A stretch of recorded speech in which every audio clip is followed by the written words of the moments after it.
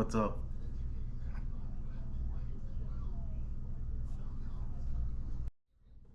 What's up, YouTube? Welcome back to the channel. If you haven't already found us, we're on YouTube, TikTok, Facebook, Instagram, William Fratelli Cooking and Guns channel, where we post cooking videos every week. We post about 1 or 2 cooking videos a week, and we post on all those channels as well as YouTube. And then we'll post one hybrid, this basically a hybrid gun channel now. Every Sunday we're going to be posting we're gonna title it Sunday Gun Day. It's basically gonna be awareness, firearm reviews, medical equipment reviews, and other safety tips for you guys out there that are just living your daily lives, trying to navigate through life, uncertain times.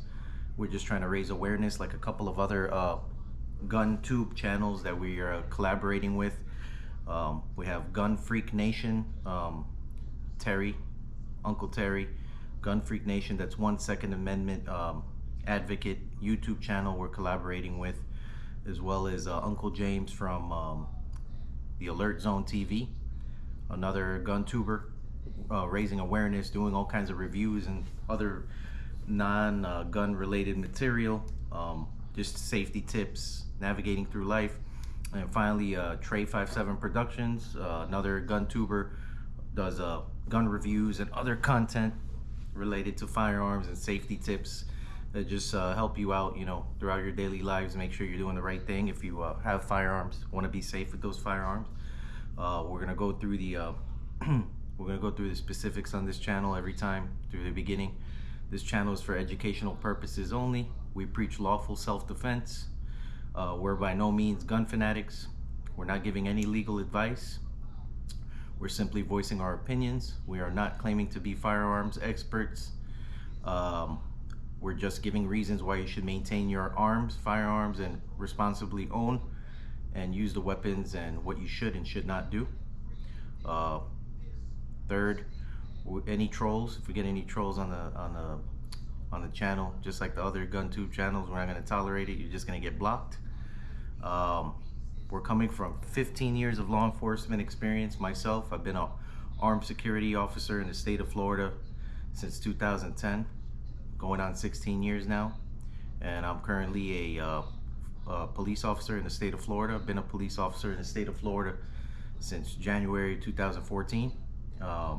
We're basically gonna do the shout outs at the end again, like we usually do. And today, our review is gonna be on a very nice firearm. Go ahead and do a safety check right here. Weapon is not loaded. This is a Smith & Wesson 340 PD. Again, it's not loaded for YouTube, for the YouTube safety officers. Not loaded. Firearm has been cleared. Go ahead and dry fire it. All right, clear for YouTube. We're operating in a safe and controlled environment. This is a very nice firearm. This is actually my everyday carry. This has been my everyday carry for about a year now since I purchased it.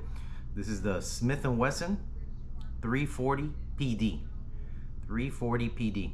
This weapon is chambered in 357 Magnum, and it is also it also accepts a 38 Special. This is basically an airlight weapon. Airlight, like a featherweight, basically.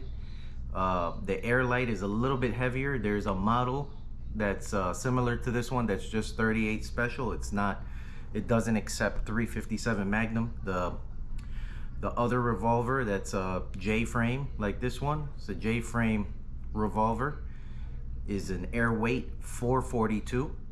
Smith & Wesson 442, it accepts the 38 Special only.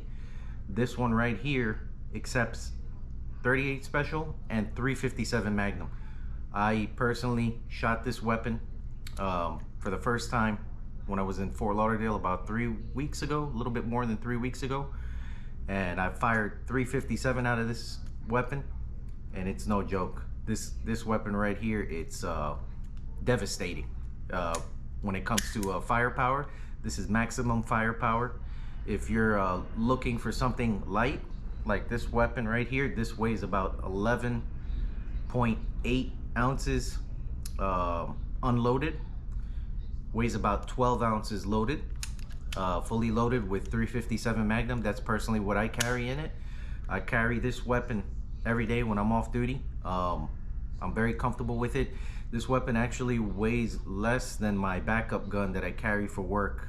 As a police officer, I carry a Glock 380, which we're gonna do a review on that weapon later on in another video. This weighs less than the 380 that I carry on my ankle holster every day for work. And this is chambered in either 38 Special or 357 Magnum. I like this because it's a revolver. It has less of a chance of malfunctioning. Of course, any kind of weapon you carry, there's no guarantee. If you're carrying the weapon, something like this has less of a chance of malfunctioning because it's what we would call a wheel gun.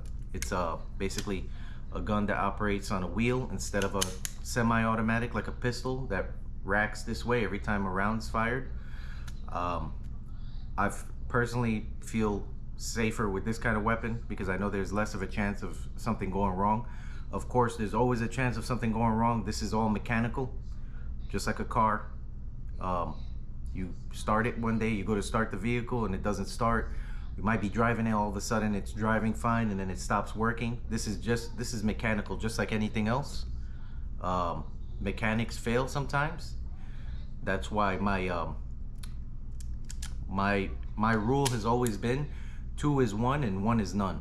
I always carry 2 weapons on me when I'm on duty for that same reason.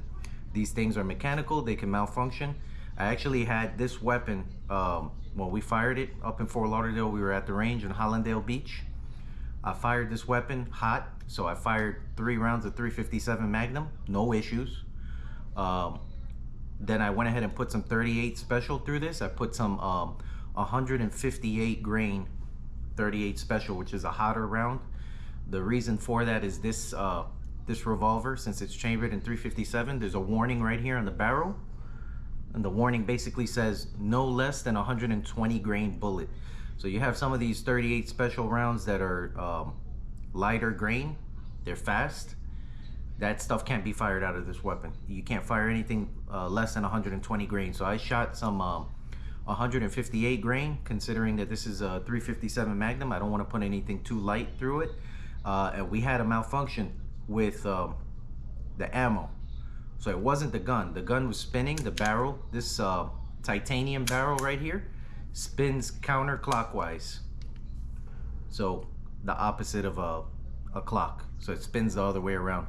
And when we were firing it, it jammed. At one point it jammed. We had a round that swelled up, a 38 Special round that swelled up. We were trying to fire it, it wasn't working. Took the rounds out, put another 38 Special round, 158 grain, and it fired fine. The wheel was spinning. It wasn't the weapon, it was the ammo. So we got rid of that round. We threw it out, and we continued to fire some more 38 out of here, 38 Special and 357 Magnum, and the gun was fine. It performed very well. But just like anything, mechanics, you have a car, one day it's working fine, next minute something can happen. It might not be the car, maybe it's one of the parts to the car. Same thing with this gun, it was the ammo. So you just have to be very careful. If you're going to carry anything in this gun, you want to make sure you test it, just like we did. I know that the 357 performed well with this, so I carry 357 because I'm going to carry, to me, this weapon kicks a lot, but I'm comfortable with it. When I started my first job as an armed security officer in the state of Florida, I worked for a company named Whack and Hut.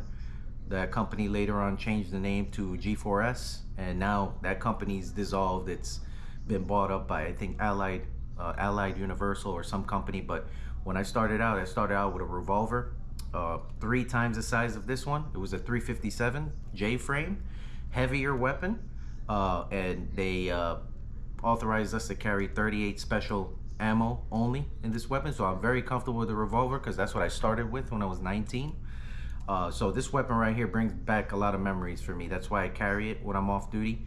It's very light again. I like it. It has very lightweight. It's made of scandium, the metal, the whole frame of the gun right here, the black part is made of a metal called scandium. It's a very light metal, very strong, but very, very extremely light. And then you have your titanium barrel right here. You have here in the front, you have a fluorescent fiber optic sight. It's very nice. It's not a night sight. It's just a fiber optic sight, so it helps you out a little bit more when you're trying to get accurate shots at the range. The barrel here is stainless steel barrel. It's like a flat nose barrel. Very nice weapon. You have your standard grip right here. It's a smaller grip, but it's a very sturdy rubber grip. And then you have your 10-pound trigger. I like the 10-pound trigger because it's very safe.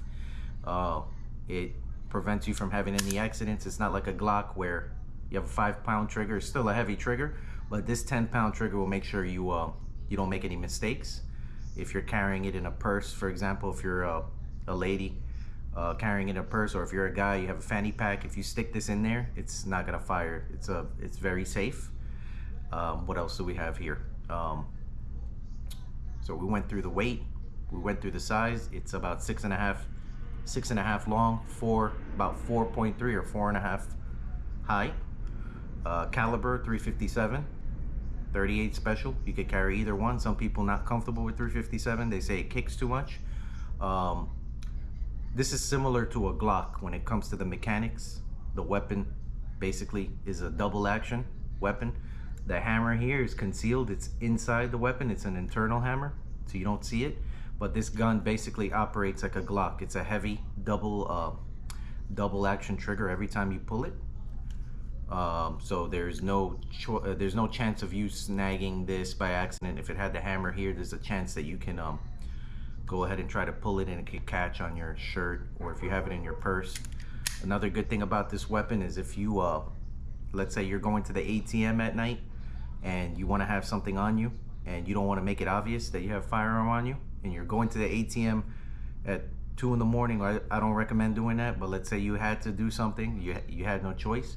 You can keep this weapon in your jacket pocket, keep it in the pocket of the jacket, and you don't have to pull the weapon out, because this weapon's not gonna it's not gonna catch if you fire it from inside your purse. Ladies, if you have your purse, guys, if you have your fanny pack, or if you have the weapon, you could keep this weapon, literally keep it in the pocket of your jacket with one hand, and you could be doing your business with the other hand. And then if anything happens, if somebody's trying to mug you or somebody's trying to rob you, assault you, they're not gonna know you have the weapon on you. And if you have to take care of business, of course, legally, righteously, no, we don't preach any kind of violence, only righteous self-defense on this channel. So if you had to defend yourself, you wouldn't have to display this weapon. Nobody would know you have it on you, and it won't malfunction if you fire it from inside a pocket or a jacket. Let's say you're wearing a windbreaker or some kind of a sweater. You can keep this concealed, and if you had to fire it, you could fire it, and it's gonna continue to cycle. 5 rounds of 38 or 357. Recoil, we went through it already. The 38 special recoil is not that bad. I mean, it still kicks a little bit more than a 9mm. Considering the weight, this is a featherweight. When we talk about revolvers, it's not an airlight like the 442. Holsters, you can carry this in any kind of holster. I used to carry this in my ankle holster when I was a security officer in Fort Lauderdale area. I had a Glock 9mm that I carried for one company at one point, and then I carried this on my ankle. At the time I had the 442, which is a 38 only.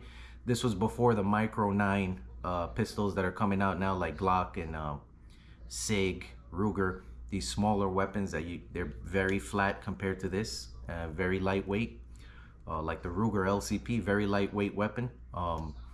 So before that, I would carry this in my ankle holster, very comfortable. Personally, when I'm off duty, I carry this in a inside the waistband holster, which basically is a small leather holster. It clips onto the inside of your shorts or pants, and I just stick it in there, very safe. You know, I have it on my side here on the right, and so those are your holster options. So we went through that. We went through the internal hammer, capacity, firearm size, very small weapon. All right, and so again, like we do on every Sunday Gun Day video, this is episode 2.